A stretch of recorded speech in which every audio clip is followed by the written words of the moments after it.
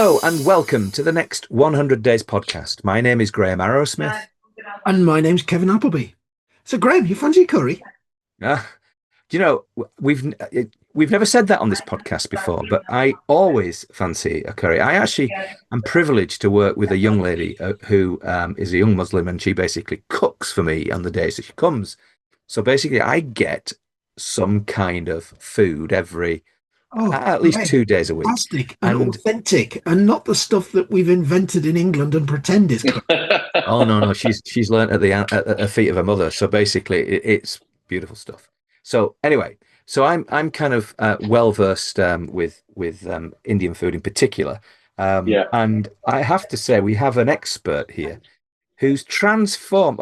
One of his restaurants is a transformation of an iconic site. We'll get into that in a minute. But Bilal Yogi, I hope I've said this, Jogi, welcome to the next 100 Days podcast. Thank you for having me, guys. It's a pleasure to be on. Looking forward to this. Well, you're the marketing director for Correct. the Royal Nawab Group restaurant. Correct. Yes. Tell us a bit about that then. So we are a group of restaurants based in the UK, and we kind of fall into the affordable luxury is where we sit within the market, and we predominantly serve Indian Pakistani food, and we're a buffet concept with around about 120 dishes. We cook live in front of our guests in one of the largest open kitchens. All our restaurants have the largest open kitchens with about 50, 60 chefs that cook live in front of the consumers. And at the moment, we're really popular, or we're in the headlines and in the mainstream news for taking over the iconic Stockport Pyramid, which was derelict for around probably, I would say, at least 10 years or so. And we've opened up the Royal Nawab Pyramid branch then, which I'm sure we'll go into. Yeah, well, I mean, when I first sort of did some research on you, one of the things that I noticed is you've got the pyramid. And I was talking to my colleague Faisal, and I was saying to her that it used to be owned by the co-op. Well, actually, Correct. the co-op repossessed it from the developer who was trying to create a series of these structures, but Yeah. I think probably just ran out of money. But it's iconic. Just to kind of get so I think there was about 5 or 7 originally that was supposed to be built. We've got there was only one built, and you're 100% right. The co-op then took the building on.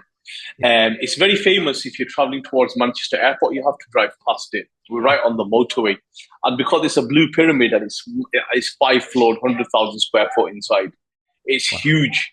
So you can't really miss it, and people always want to know what's inside it. And now they can come and see what is inside this building.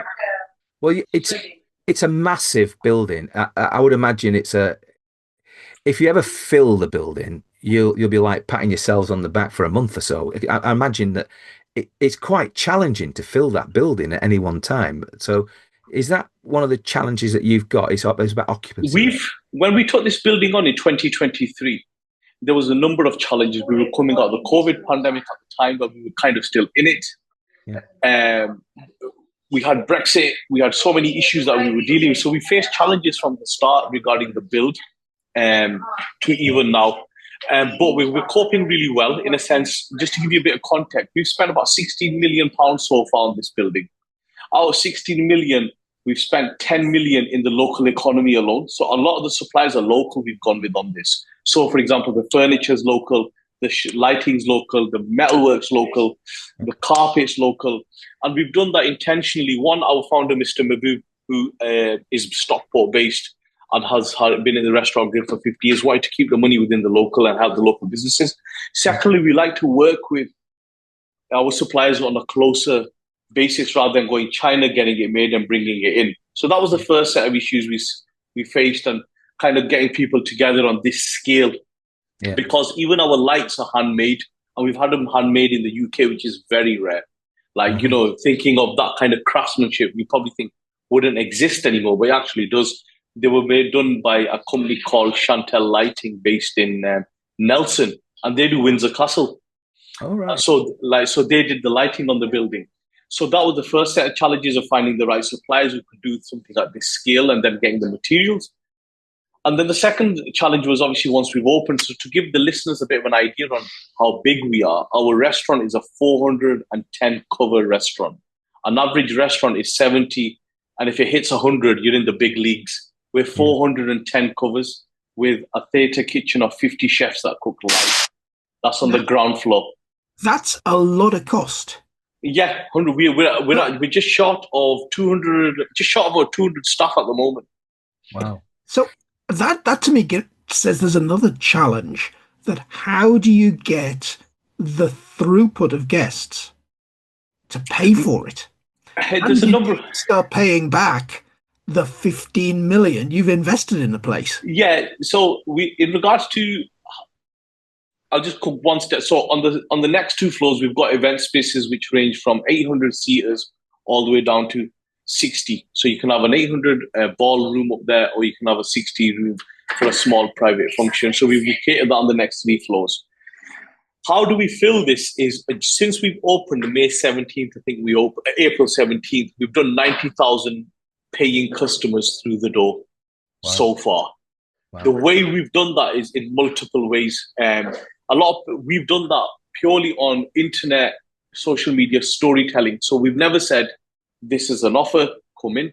We've never said, look at all this amazing food, come in. We've more played on the fact on, this is the project we're doing. So I was actually inspired by the Battersea Power Station project. I don't know if you've come across that in London. Yes. Which was derelict for a very long time. And people were intrigued to go inside that as well. So I thought what we're going to do is we started the social media marketing a year in advance. So we showed the build stage of what we're doing, how we're doing it, who we're working with, all the local people that are involved, getting people involved on an aspect of polls. What should we have here? What should we have there? Give us your comments. What would you like to see? And then thirdly, what we did was we heavily leveraged influencer marketing to kind of drive. So that was the marketing aspect. But the other aspects of marketing, which probably people don't think of as marketing, but we do, was giving the guests an amazing experience when they come in. So once they arrive, they have an experience that they want to come in. Our repeat customers are 53%. So we're very high on repeat customers because they enjoy the experience, amazing service, and giving them food that they remember and they want to keep trying. Wow. And you, like you say, you've got all these chefs, you're cooking. I can imagine, is the sort of base of the cooking area right? I'm just thinking about the pyramid. Is it? Have you cut a hole in the top of the pyramid so the smoke can go out? Yeah. So we've got when you enter the pyramid, the restaurant is on the right hand side, and basically half of that restaurant is split between a kitchen in the back and a theatre kitchen. Got you. So, and then our vents come out the side of it, of the building, going outwards. Yeah, where do you blow it towards? Manchester or Stockport? Leeds. Well, Graham, you're thinking about the vents. Just think about all those gorgeous aromas coming out of the building. That's not a problem. That actually attracts people in. So what we did was we've got a special filters designed so they take the smell out of the so it's just hot steam we're blowing out basically. It's the scale of this, which is, I mean, like you said, if you've got a restaurant with 100 covers, yeah, you're in the big leagues. You're in the big leagues. So, but you're like 4 times that. Is there anyone with a restaurant? No, so we're the bigger biggest. Than you? Yeah, so just to give you, so we're the biggest in Europe for Indian Pakistani food. Okay. Indoor, because in some restaurants in Turkey and stuff you can't get outdoor with it. Okay. So we're the biggest indoor. The second biggest is our second branch, which is in the Hoover building, the whole old Hoover HQ in London. Yeah. That's I saw that on your website. Yeah, so that's on the A40, just before you get to Wembley. That's 390. Going way back, I used to work for a company who had its head office in Wembley. When I used to go down flew into Heathrow, the taxi always used to drive past that building. So we own that building. Half of it's a restaurant with a 200 space free car park in London, which is unheard of. That building, that branch is similar to this event space and parking. And then we've just, 2 years ago, we opened one in Ilford. In Ilford, there's a very famous Cineworld cinema, and that's just a restaurant. That's 380 covers. So we own the 3 biggest in the country. Wow. I mean, I don't. Anybody listening to this will have been to an Indian restaurant, and they will have enjoyed it, and they'll have gone back.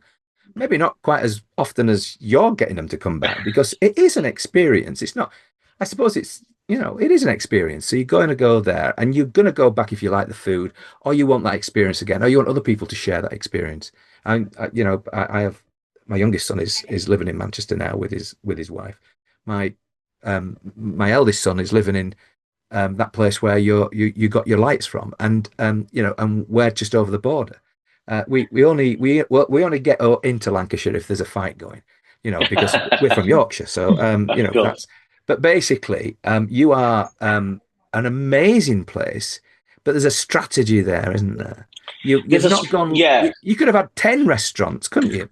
But we could have had 10 restaurants. We could have done this a lot smaller.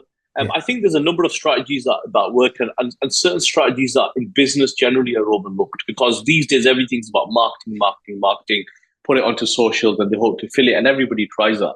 But there's other aspects to physical marketing. When you meet people, how you treat them, that is a marketing aspect. Yeah. How you look after them once they come in, and also food has gone from just being a restaurant to an experience. Yeah. So if you like. An example of this is if you look at Selfridges. When you walk into Selfridges, the feeling you get is when you walk into Harrods, the feeling you get. So we understand that and understand how restaurants and how the food sector has changed. So our restaurants are very larger than life. Yeah. Once you're in there, you would genuinely think you're abroad, because you just forget you're in England. And thirdly, because the theatre, the aspects of it, 120 dishes out of that, I think 103 are Indian, Pakistani based, and we have a continental section, 60 desserts. You have people somebody's got spicy food, somebody wants non-spicy, somebody wants veg, and we can cater for all of it. Bilal, I can see there's a bit of a problem there, though, because you're going to get somebody who can't make their mind up, like Kevin, and he'll be there. Well, I like that dessert, but I like that dessert. He's kind of, he'll be there all night. I have the Rowan Atkinson Indian waiter sketch playing out in my brain at the moment. The one drunken person in the party asking for a Big Mac. Yeah, absolutely. So we don't do Big Macs, but so we're built to deal with scale. But the most important thing is from in this economy as well, which a lot of businesses are finding tough.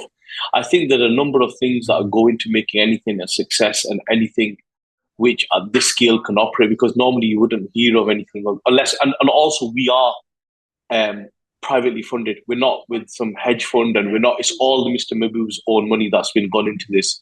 A local businessman that supported local businesses and has opened up into the local iconic pyramid building. Right. And so, but the germ of a thought in his mind, or the people around him who came to him with the thought, or maybe he came to them with the thought, was there's this massive building on my doorstep. I've seen it for years. I think it was built in the late 80s. Correct, so basically, you've got this building that's been iconic. It literally is. Anybody who's listening to this who haven't, Google it, because it's there. There's a lovely set of pictures of it. And of course, now you can go to the Royal Nawab Pyramid, and you'll find out more about that. But what I would say to you, though, is that somebody somewhere said, from a marketing point of view, we're going in big. We're not just going in, as big as the biggest. We're going in 4 times bigger than the biggest. That's quite a strategy. So you've gone in as you're the marketing director. So not there's any pressure on you at all, but effectively, you got it easy, haven't you? Really, you got 3 square meals a day at your place, and you'd be all right. But at the end but you've got to implement this strategy, which no one else is doing by the sound of it. And you're 2 months in, you got off to a great start. Can you sort of almost sketch for us the kind of things that are in your mind to not only to sustain, but to, shall we say, challenge the limits of your capacity? Yeah, so Graham, it's a great question. I think from our aspect, we understand experiences, and that's what we're focusing on. So always adding in, whether that's a winter wonderland, whether that's a Halloween Harvard garden, something along them lines. Secondly, what we do not take the eye off the ball is looking after that customer that comes in. And I think thirdly, what's happened to food, especially since COVID, and you might have seen that where you are, there's a lot of places that have opened up since COVID. because people were on furlough, they had spare cash, they all thought, well, we're going to get into food. Everybody loves food. But not a lot of places do food very well. There's a lot of food places, but they don't do it really well. And that's our foundation of the whole thing. Because without the food, we don't get the repeat custom. We don't get people coming in, because you can only bring the horse to water. You can't bring the horse. You can't get the horse to drink the water. So that is the number one thing. And then for us is thinking of different ways on we can promote this, we can work with this, we can really leverage this. But I think also there's a lot of people are intrigued on something of this scale. Like you said, you don't really see it on this scale. You know, even if you go to the high street or anyway, just do not. We've got a 510 space car park. You know, we've got space for 7 coaches, and we've got 50 EV chargers which are being put in. So that just tells you the scale of it. And it's just people intrigued. And I like to think what we do it really well, whether that's events, restaurant, from the restaurant side, catering side, and we do it well. And that helps us because you've got enough car park space to sort of run like a mini park and ride, I would imagine. I mean, Stockport County were in this morning asking if we could do anything with them. So yeah, because they're not far from us. But yeah, we have. But in the evenings, we're quite full. Then when we have events, we get more full. So it works well for us. But I think I'm telling you, obviously, there's destiny involved. There's hard work involved. There's everyone on the same page being involved. There's teamwork involved, because it's not just by one, and there's leadership. So when you said someone had the idea did come from Mr. Mahbub to actually take this on. It wasn't like the young people in the office were saying, we need to take this on. We don't understand what. It was his, like, we're going to go big, and we're going to go really big in a very troublesome time as well. You know, for the economy, you've seen around so many places are closing, and that's what he does, and he does it. He either goes big or he goes home. Honestly, it reminds me of a colleague that I used to have at Royal Mail, and he was, prior to being at Royal Mail, he was actually the guy behind the Shake and Vac ad. Okay, yes. And the one thing about them was that they went big. It kind of it passed on, sadly, Adam, but basically he was describing how it was almost like the Schwarzkopf, attack sort of overwhelmed the forces. It's an overwhelming approach to marketing, and this Shake and Vac thing became, nobody remembers it now, but it was huge. Yeah, I remember it. And I don't know what they put in it, but it made the carpet smell for a few days. But at the end of the day, it was a brilliant marketing exercise. You've got the same task, and I know that you've got some fantastic brands that you've catered for. Top of the lot, of course, is Leeds United Football Club. So, and then you've got sort of lower known brands like Manchester United, and but you've then got the Hilton, you've got Marriott Group, Cedar Court, Thornton Manor, which nobody else will know apart from me because I used to go there when I was a kid. But basically, you've got that kind of level of entities. You're creating a wonderful set of people who are supporting your company.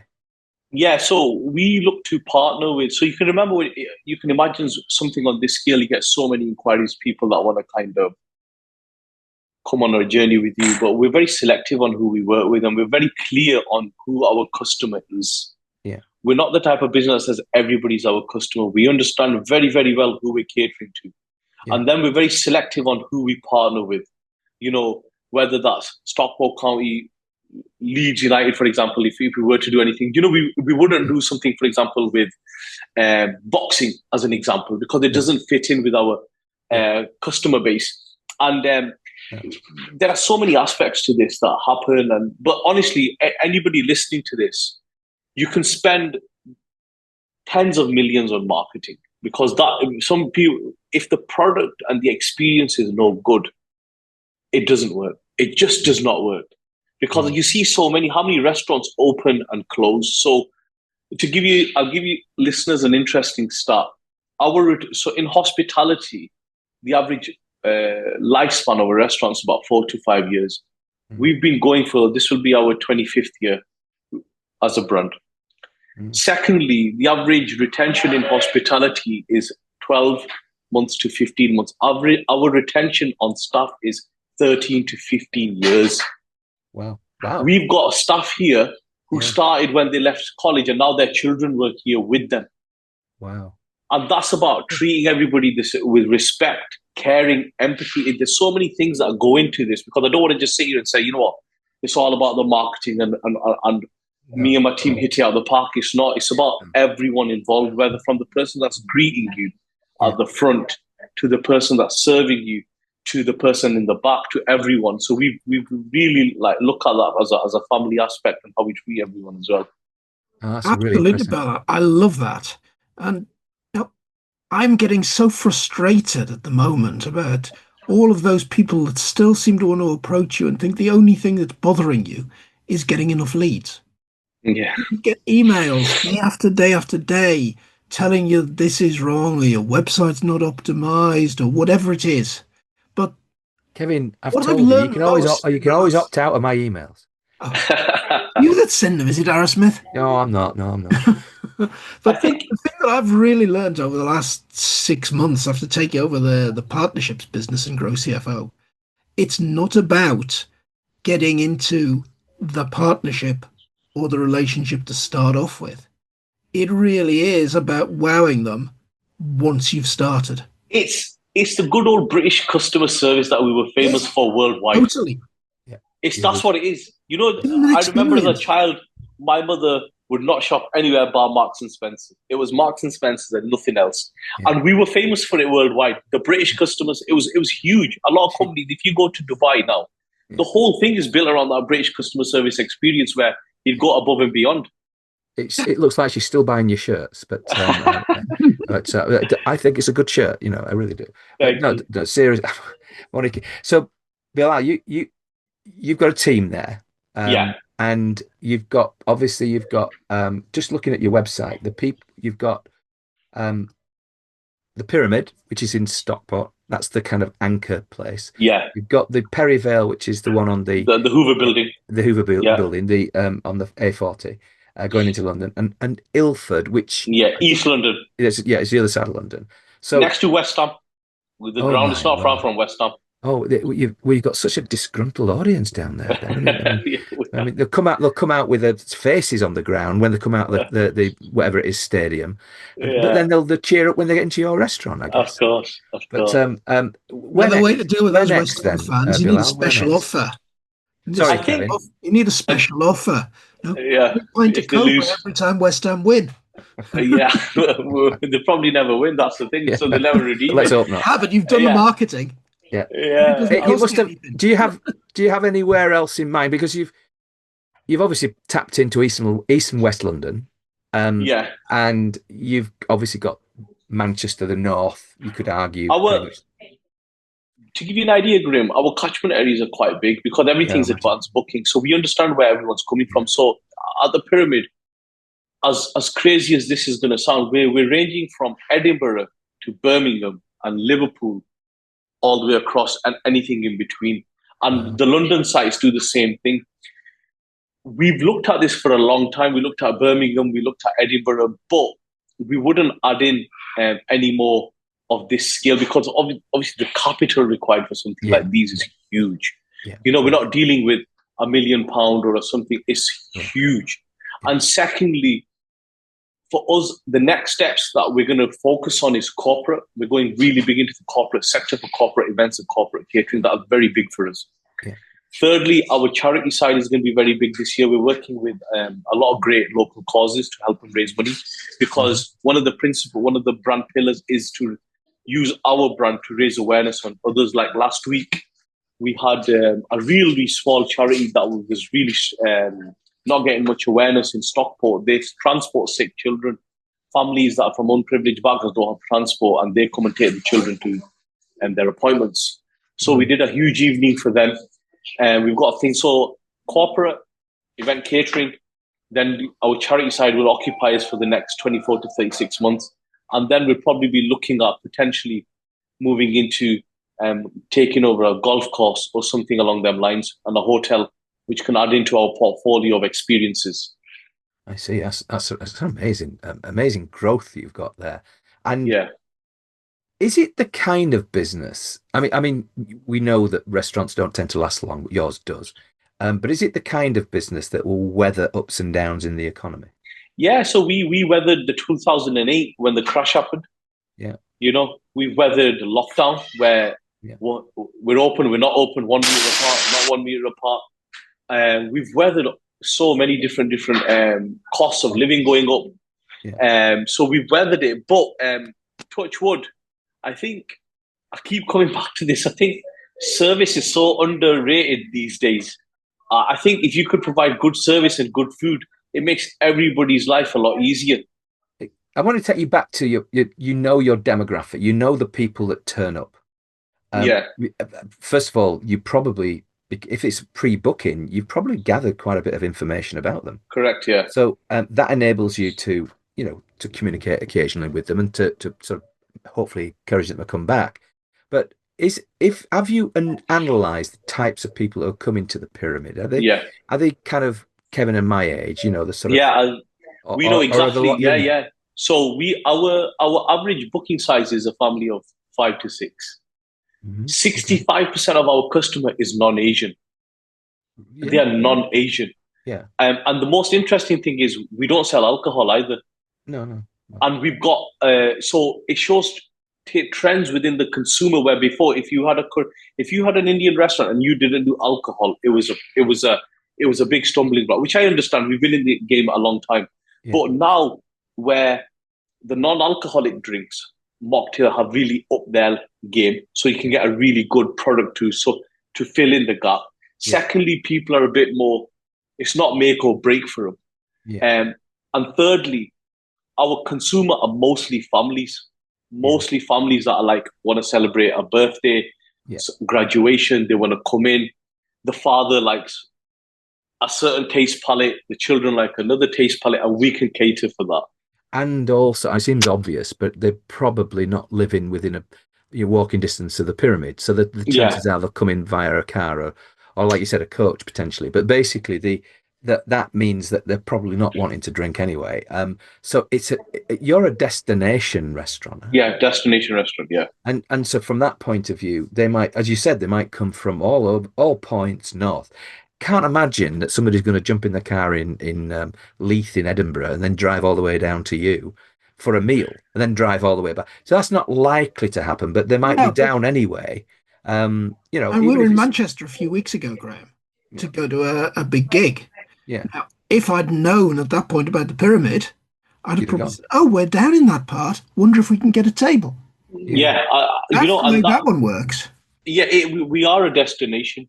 We are somewhere where if you're in the air, because we're the location is just off the motorway. Literally, you can see the motorway from yeah, opposite yeah, me, yeah, and you can literally parking. It does make it easier to get in and out of. And yeah, secondly, like you said, there are different demographics that yeah, I think generally as a nation, our taste buds, our buying habits are changing. And like I said, I think a lot of when we researched into this on why certain brands are failing, I think either they're focusing on experience, so they'll have like, let's say they'll spend a couple of million on the decor of the building and then take the eye off the service and mm, food or vice versa. mm, And I think that's the key. Just to give you an example on service, an average restaurant will have one waiter per 5 tables on average. We have one waiter per 3 tables. wow, And then the drink stuff is separate. So we'll just have a waiter there for you, Mhm. close by, whatever you need, making sure mm, that the plates are cleared. Do We're you give very, your waiters that standard piece of training that I think is common in nearly every restaurant, Bilal, that they can manage to walk across an entire full restaurant and manage somehow not to make eye contact with a single person that wants to attract them? yeah, no, because our restaurant is split into 5 sections. Each section holds about 70. The way the structure works within that is each section has a manager whose job is just to speak to customers. That's all he does. How are you? Where are you from? Could we get you anything? Have you tried this? Have you tried that? Because yeah, it can be overwhelming looking at 50 chefs cooking and a huge buffet and think, I don't know what to get. So then his second job is to make sure within the 70 people in there, they're all looked after. And the waiters, he'll have 5 to 6 waiters under him, maybe a bit more, depending on how many covers he's got filled. And they will look after it. We're very big on that. We will not get a miss. Yeah, I don't. I think that was a bit of a left field question. That one, Yeah, Kevin. He wouldn't be like that. I mean, Now, your you've sat restaurants in in those Newcastle be restaurants, like that, haven't but you? not here. I You've mean, sat in no, those no. restaurants, but though, right, where no, you no. want to See, get a hold of a waiter, and somehow they're walking all over the I restaurant, know but they in never ever look in your direction. in other restaurants, but not this. But what I would say though is the thing I'm really interested in is that I'm my colleague Pfizer is educating my palate. The more you eat, the Yeah, and she'll say, is it spicy? Is it spicy? And sometimes it's coming out of my head, sort of thing, and yeah, other times, you know, I'm coping, and it's for me. What's interesting in if you must have got almost like a top five or a top three meals ordered. So if somebody comes to your restaurant and orders, shall we say I'm going to take a guess at it, but it's something like a chicken kurma or something like that or yeah. whatever. Is that one of the most popular dishes that you serve, or do they actually know you for different things? Yeah, so we're known for basically the traditional curries and your traditional starters, number Right, one. right. Our popular dishes are your butter chickens, chicken kormas, Yeah. trotters. Trotters are really big. Trotters. Yeah, yeah, lamb trotters we do. Okay. Feet, All which are right. huge. Yeah. Um, we have we're one of the few restaurants in the country that have a full-time naan specialist who can make every naan under the sun. So Oh, you right. could say, I want a Peshwari naan, I want a keema naan, I Yeah. want this naan, or you could take there and he'll say, you know what, with that naan, try a corn naan, which you can't really get in this country. And so we have a lot of staff that are just there for recommendations. And so you might say, you know what, I only eat a butter chicken as an example. Yeah. And then the chef or the floor manager that will be there, he said, you know what, if you like that, I want you to try this. Then please let me know what table you're on. I'm going to send some special dishes over for you to try. That's That's that's making me salivate because basically one of the beauties of eating is you don't know what you've never had, and Correct. the beauty of actually having the capability for even if it's a small sample. Do you Yeah. like this?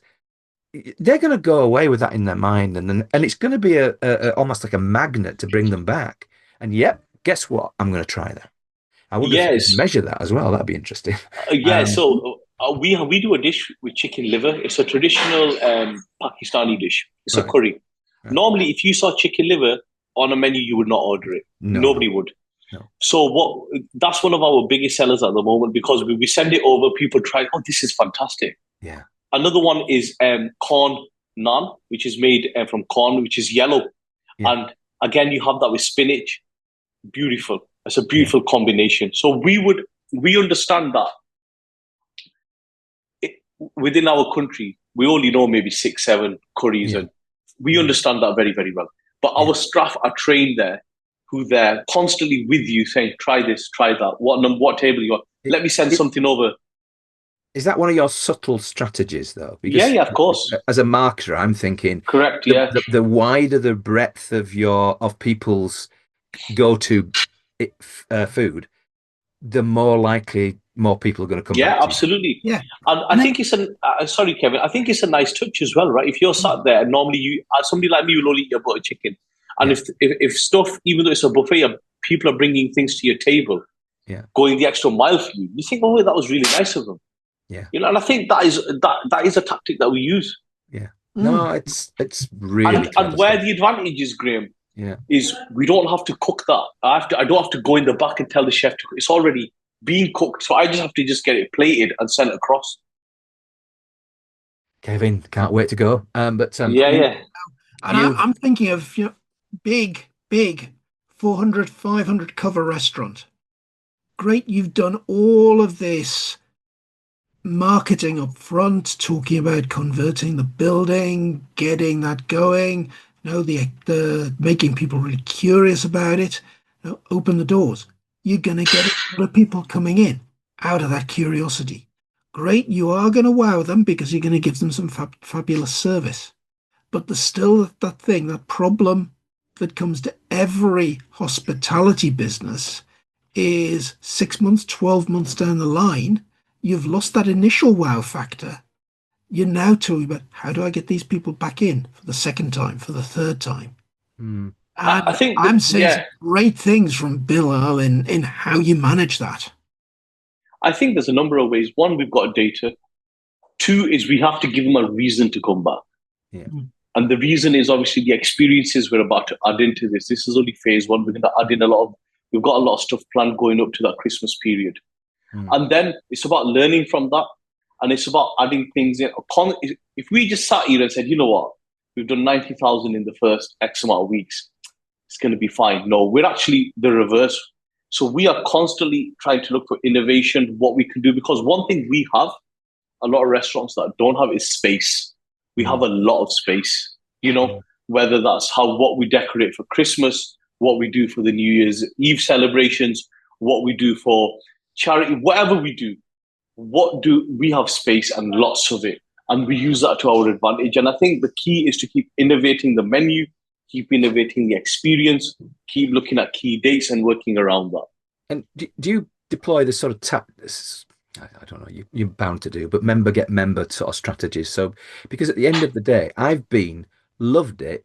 I'd love to feel that I can introduce somebody else who doesn't know about it. I know about it because we've had this conversation.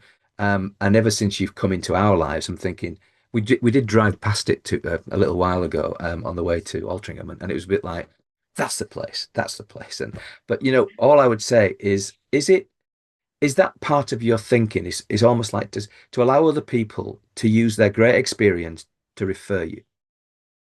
Yeah, and there's also the modern day referral because it's very aesthetic in here. People take pictures in here. Yeah. That's a form of advertising. So I was here taking pictures. We have a huge fountain and chandelier where you can see it looks like a five-star hotel we have Yeah. glass lifts in the middle. So people take a lot of so that's the modern day word of mouth, if you want to say. And yes, Sure. we do have people saying, you know what, we had a fantastic time. You need to come here. They'll bring their grandmothers here, they'll bring their parents here, they'll bring their children here. Yeah. And that's what we rely on as well. Wonderful. Honestly, Bilal, we've come to the sort of the end of this podcast, but I just feel that you should have made this more of a feature and sent us a decent dish each for us to eat whilst we're on the call with We'll you. Graham, you But couldn't talk and eat on your barge at the same time. oh, have you ever met me? I mean, crikey. I mean, yes, but no. Seriously, it's been a really interesting podcast. I think people listening to this will be thinking, "What a job this guy's got." Yeah, It's it's this. No, I know it'll have its challenges, but there can't be that many marketers in this. Look at it from a marketing point of view. Marketers taking on such a massive um, launch enterprise, and I have to say, it sounds like you're doing a pretty good job. Yeah, I have a great team. yeah. Well, that's because you're a good manager that you're mentioning the team, but it's all about you. So, seriously though, I can't wait till we have an opportunity of coming down to say hello on your doorstep. We'll So have to get that arranged very soon. we'll definitely do. Bilal, thank you for joining Kevin and Thank I you for on the having me. next 100 Days podcast.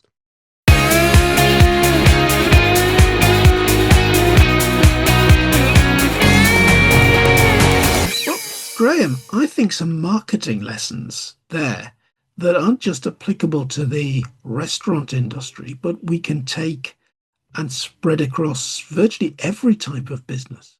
No, we're not just trying to get a volume of leads and chuck offers out at them and get them through the door. This is about an experience. It's about a relationship.